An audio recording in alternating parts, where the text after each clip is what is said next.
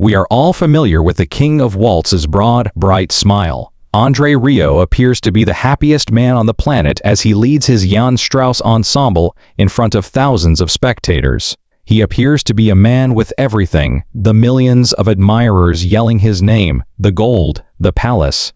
What if I told you that smile is actually a mask, though? What if I told you that André Rieu has been concealing a sinister secret that nearly destroyed him for 30 years? He was drowning in debt so large it would make your head spin as he was forcing you to dance. He was battling a childhood trauma that would never go away as he was playing upbeat music. And things have gotten increasingly scarier lately. In Mexico, he passed out. There were rumors that he was bidding adieu for good. He was gone, according to the internet. The reality, however, is considerably more dramatic. We're going to reveal more about André Rieu's double life today. We'll examine the covert bankruptcy, the unseen spouse who truly controls the business, and the horrifying illness that could permanently mute the violin. André Rieu did not want you to know this story. We must revisit a time that should have been his greatest victory, but instead became a living nightmare in order to comprehend the double life. It was 2008. André Rieu was feeling quite happy. He was outselling Beyoncé in terms of ticket sales.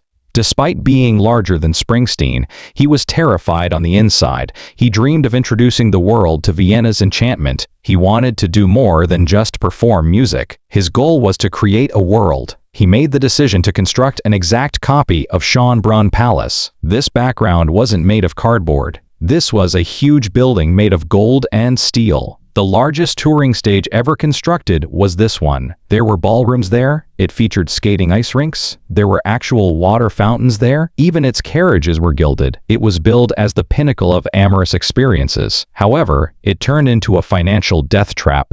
The issues began right away. Their initial castle did not adhere to fire safety regulations. Just picture that.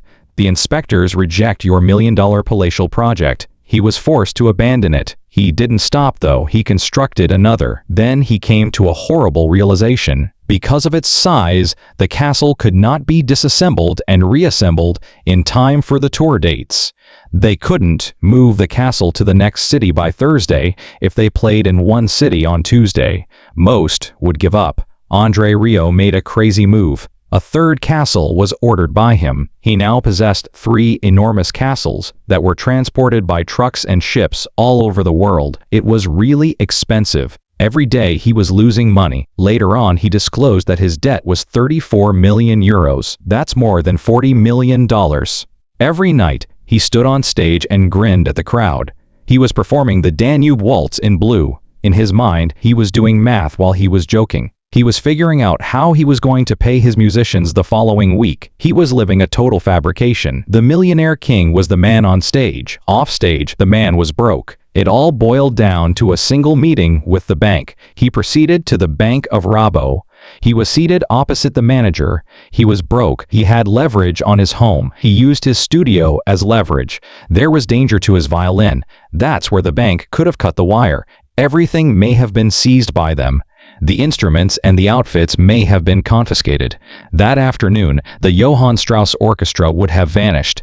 However, the bank manager examined the figures. He examined the debt. He then turned to face André. His life was saved by what he told him. "You have a lot of debt, Mr. Rieu, but you are the only one who can repay it," he continued. They allowed him to continue touring. "If we shut you down, we get nothing. If we let you play, maybe we get our money." André Rieu left the bank with his empire intact, but he was now employed by the bank. Every ticket sold for years was used to cover that hole. He had to act like a man possessed. Nobody in the audience knew that he was dancing on a precipice. What is the source of this drive? For a dream, why would a guy sacrifice everything? We must examine the other aspect of his double existence in order to get the solution, the side that returns to a chilly Maastricht home in the 1950s. André Rieu's friendliness is well known. He gives his admirers embraces. On stage, he sobs. Everyone feels liked by him. He understands what it's like to be unwanted, which is why he was raised in a home filled of music but devoid of love. His dad was also a conductor. He led the Maastricht Symphony Orchestra as its conductor. He was a tough, serious man. André has recently been quite forthright about this. His parents were pretty strict, he added. He claimed that they had little affection for him. Imagine hearing that from a man who makes millions of people happy. He felt like the family's odd man out. Out of 6 children, he was the third. He had a sense of invisibility. The way the bows moved up and down in unison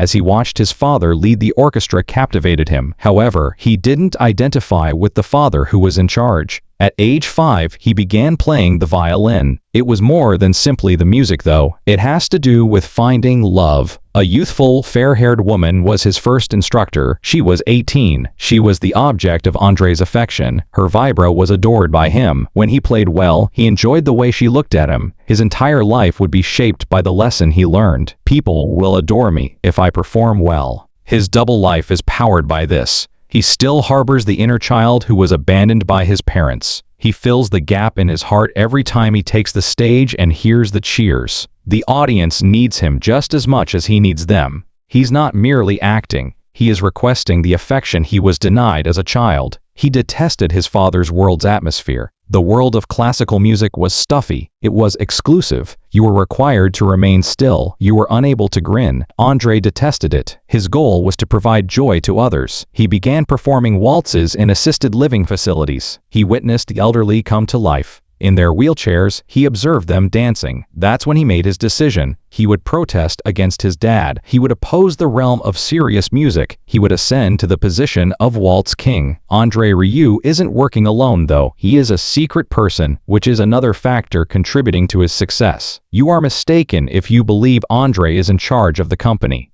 His wife, Marjorie, is the true force behind the throne. Despite their 50 years of marriage, you seldom ever see her.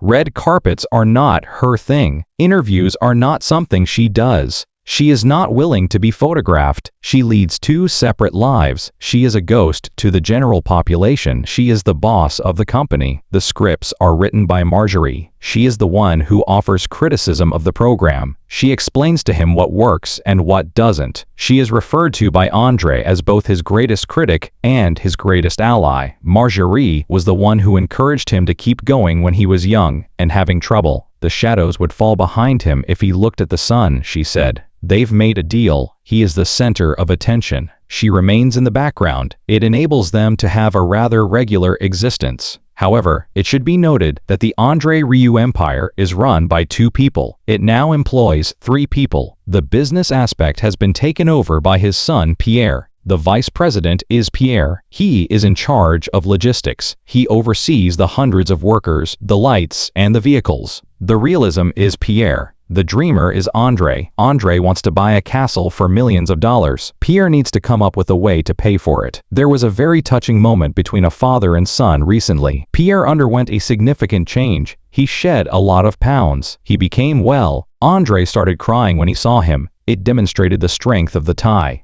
They work as a cohesive team. They shield the company from the outside world and each other. However, time cannot be stopped by any amount of protection. The 75-year-old André Rieu has recently begun to receive warning signals from his body. He is unable to ignore the signals. Something horrifying occurred in March 2024. André was in Mexico City on tour. The supporters were prepared. There were no more tickets available. However, Mexico City is at the top. The elevation above sea level is over 2,000 meters. The air is thin. Even young people find it difficult to breathe. It's risky for a man in his 70s who hops around on stage. André overexerted himself. After 2 performances, his body shut down. He had a severe case of the flu. It was more than just a fever. He fell. The remainder of the tour had to be cancelled. There had just been 4 sold-out shows. He appeared small backstage. He appeared weak. It was really difficult this time, he told reporters. He acknowledged that he is growing older by one day. He even hinted that it might be his final tour in Mexico. For a man who intends to live to be 140, that is a significant admission. It was the first fissure in the armor. After all, the unbeatable Waltz King was a human. To heal, he took a plane home. However, the problems did not end there. He was assailed by a fresh issue later in the year. For a musician, this one was much more terrifying. It was a vestibular nerve infection caused by a virus. Your balance is controlled by this inner ear nerve. The planet spins when it becomes infected. You experience dizziness. You can't get to your feet without tripping. Consider yourself a conductor. You must stand for 3 hours. You must look at the violins. You must face the throng. You must dance and spin. If the room is spinning, that is not possible. He had to postpone major tours due to the virus. Dates in the UK and Ireland had to be cancelled. In Australia, he had to move shows. He expressed his grief in a statement. He detests having to cancel. He is aware that people come to see him from all around the world. He is aware that restaurants and hotels rely on him, but he was powerless. He was confined to his home. He was unable to play. He was unable to travel. This is agony for a man who has lived on the road his entire life. It reminds him of the terrible times during the lockdowns when he nearly lost everything once more. Because he was quiet and cancelled events, the internet assumed he was dead. And then the vultures began to circle. All of a sudden, there were a ton of awful titled films on Facebook and YouTube. André Rieu says goodbye, they said. Tragic diagnosis, they claimed. They claimed that his family is inconsolable about his wealth. Robotic voices and phony images were employed in these videos. They were falsehoods, blatant lies intended to frighten his supporters. I feel terrible for the elderly admirers who watched these vids and believed their hero was no longer there. André Rieu is, in fact, still alive. He is engaged in combat. He just made an appearance on Brazilian television to prove to everyone that he is still alive. He was grinning, yet he appeared slimmer. He is adamant on returning to the stage. He is not yet prepared to give up playing the violin. However, the rumors highlight how precarious his circumstances are. The world assumes the worst with just one cancellation. When the world becomes too noisy, where does he hide? He visits his haven. He does indeed reside in a castle. We refer to it as Dorentius. It is in Maastricht, his hometown. It has a past that matches the drama of his life, yet is a true fairy tale castle with towers and a moat. According to legend, the actual D'Artagnan from the Three Musketeers had his final breakfast there before losing his life in combat. André adores that tale. The romance of it appeals to him. He repaired the castle after purchasing it while it was disassembled. The kitchen was his own design. He enjoys cooking there. Cheese fondue is his go-to comfort food. For a complex man, it is a straightforward pleasure. In the garden, he also has a greenhouse. He travels here to get away from the commotion. Butterflies are raised by him. He cultivates exotic plants. There is silence. There's no cheering. No bank manager is requesting cash. Nature is all that exists. For his mental well-being, this is crucial. He needs complete quiet to refuel because he has such an energetic life. He follows a rigorous schedule to stay motivated. Before each and every concert, he naps. Where he is irrelevant. He's asleep. He uses it as a reset button. He awakens rejuvenated and prepared to reign as king once more. He tours with his own chefs as well. He can't take the chance of being ill from eating poorly. He manages every aspect of his life because he is aware that one mistake may cause the entire system to collapse. We also need to discuss the violin. It is more than just a tool. He has a partner. The Stradivarius was created in 1732. Millions of euros are the value of it. It is among the world's most precious instruments. He was spending a lot of money because he was unable to tour during the pandemic. His payroll consists of 120 employees. Even if they don't play, he still compensates them. He refers to them as his family. The money was running low, but he refused to fire them. He had to make a horrible decision. He informed the media that he was thinking about selling the Stradivarius. Is that even possible? To save the people you care about, you must sell what you love most. He claimed he could never replace his orchestra, but he could always purchase another violin. Fortunately, the government intervened to help, so he was spared from having to sell it. However, it demonstrates how near the edge he was. He was prepared to part up his most valuable item. The double life is that. The man who worries about paying the energy bill while holding $1 million violin. He is hardly the only one under pressure. It concerns his entire city. André Rieu's economy is a one-man show. He performs in concerts at the Mastery Square each summer. In 2 weeks, cab drivers earn their whole year's wage, restaurants sell out, and hotels sell out. They refer to it as the R economy.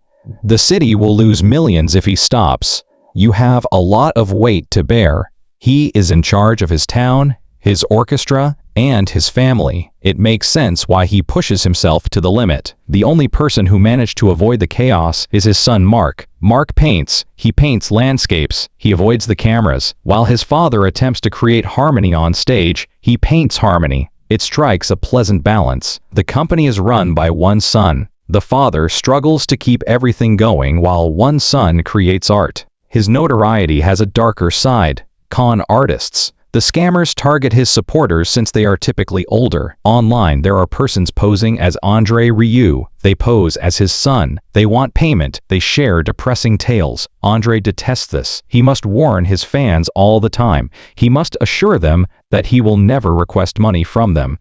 The fact that individuals steal using his visage infuriates him. He must continue to fight this struggle in the background while maintaining his grin. What comes next?